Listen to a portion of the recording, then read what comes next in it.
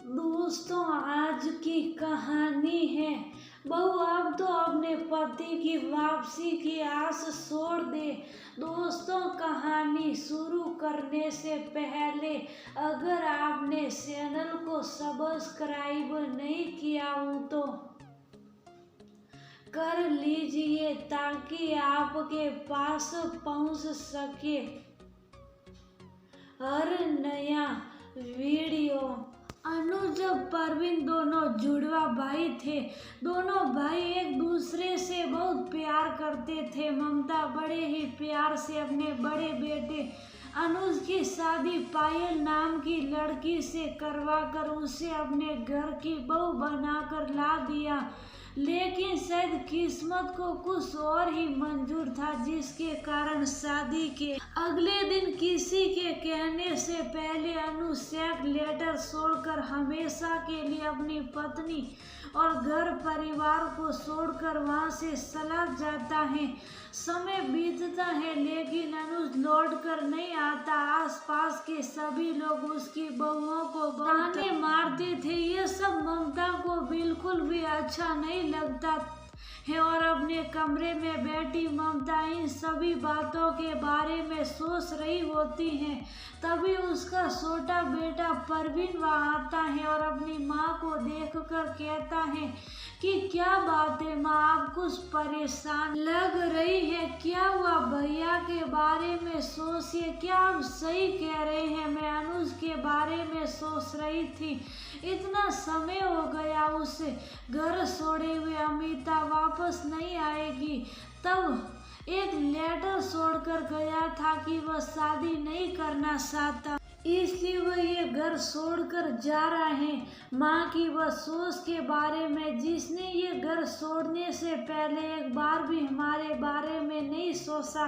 जाने दीजिए उनको, वह जहाँ भी गए अब मत सोचिए न के बारे में। मैं तो हमेशा से आपके साथ ही, उसका बेटा ऐसे कैसे सोचो। उसी के सहारे मैंने एक अच्छे खासे लड़के की जिंदगी खराब कर दी। जब भी मैं बाहर बहू को देखती हूँ तब मुझे अपने ऊपर बहुत गुस्सा आता है। मैंने अपने नालायक बेटे की शादी उससे करवाई होती और उसकी जिंदगी खराब होती। माँ ने जो भी किया ना उनके लिए किया था। भैया शादी के बाद हमेशा के लिए घर छोड़कर चले जाएंगे, ये तो कोई नहीं जानता न था ना।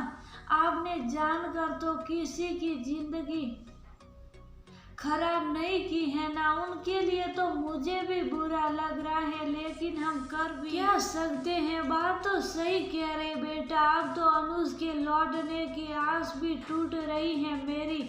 लेकिन ये बात मैं अपनी बहू को कैसे बोलूं कि बहू अब तो अपने पति की वापसी की आस छोड़ दे।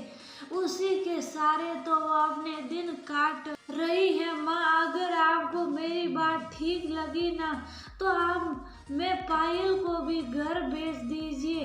वैसे भी जब भैया यहाँ पर है नहीं तो यहाँ क्या करेगी। ममता और परवीन की सारी बातें कमरे के दरवाजे पर चाय की ट्रे लिए खड़ी पायल सुन रही होती हैं, जिसे सुनकर वह कमरे के अंदर आकर कहती हैं, माँ जी आप लोग मेरी चिंता मत करिए, मैं बिल्कुल ठीक हूँ और मैं अपने साथ हुए किसी भी केस का इल्जाम लोगों के ऊपर नहीं लगा रही हूँ, ना ही आप लोगों को कोई दोष दे रही हूँ।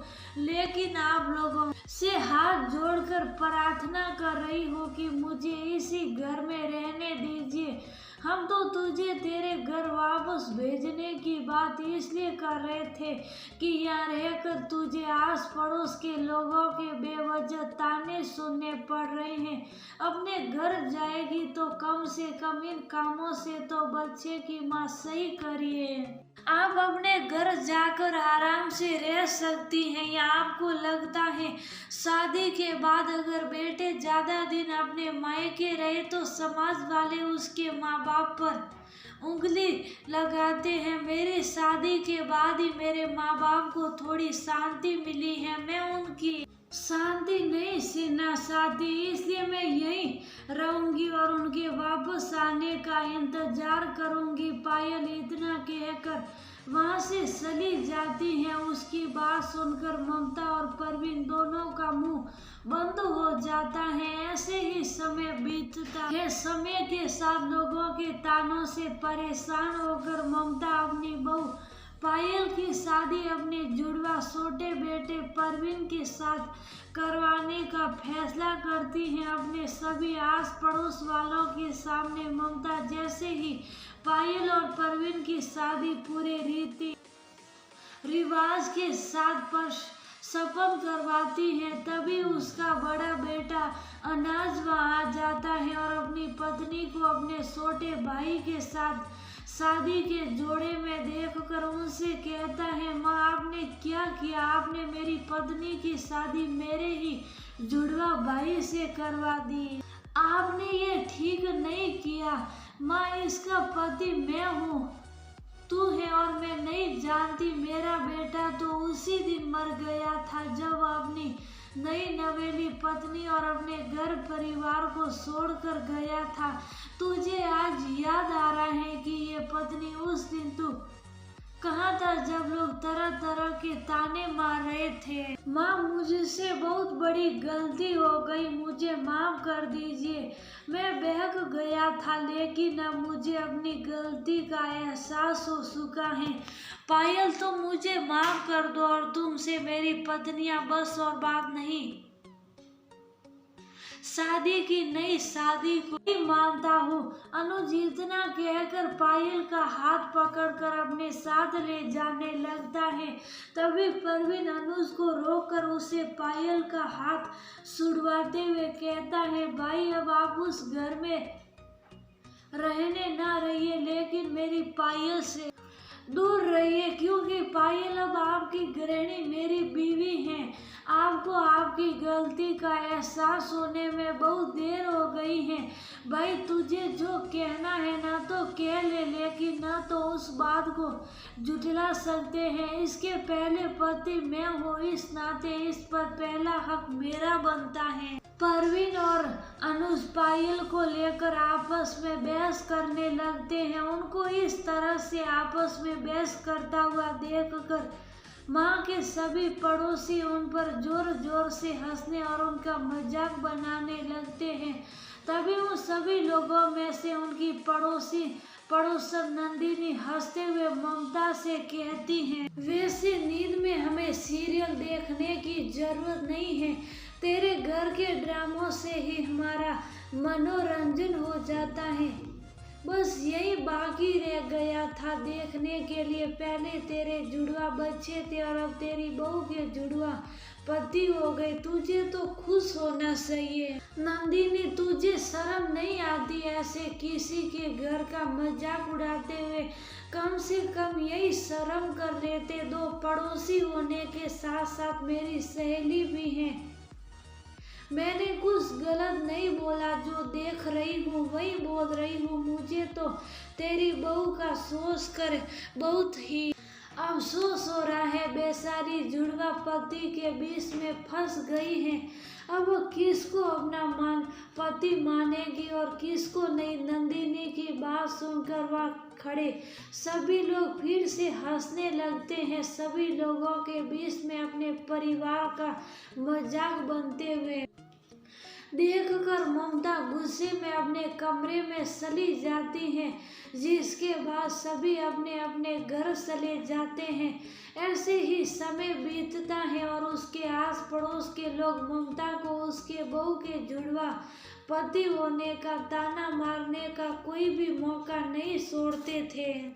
ऐसे ही कुछ दिन और गुजरते हैं। तभी एक रोज सुबह के समय ममता अपनी बहू पायल अपने दोनों जुड़वा बेटों के साथ मंदिर से लौट रही होती है। तभी उसकी पड़ोसन सुमन उसे रास्ते में रोक कर अपने बेटे की शादी का कारण देते हुए कहती है, ये ममता मेरे बेटे की शादी का कारण अच्छा हो तो मुझे यही मिल गई, वरना बेवजह घर आना पड़ता और मेरे पास पायल बिल्कुल भी नहीं है, बहुत काम है तुझे, अपनी शादी में आना है। ये तो बहुत खुशी की बात है, बच्चों का घर बस जाए इससे अच्छा तो कुछ हो ही नहीं सकता। ऐसे मेरा आना तो मुश्किल होगा, लेकिन मुझे अपने मायके जाना है। मेरे भतीजे की शादी है, लेकिन मेरे बहू बेटे आ जाएंगे। वैसे अच्छा तो शादी में आए तो मुझे अभी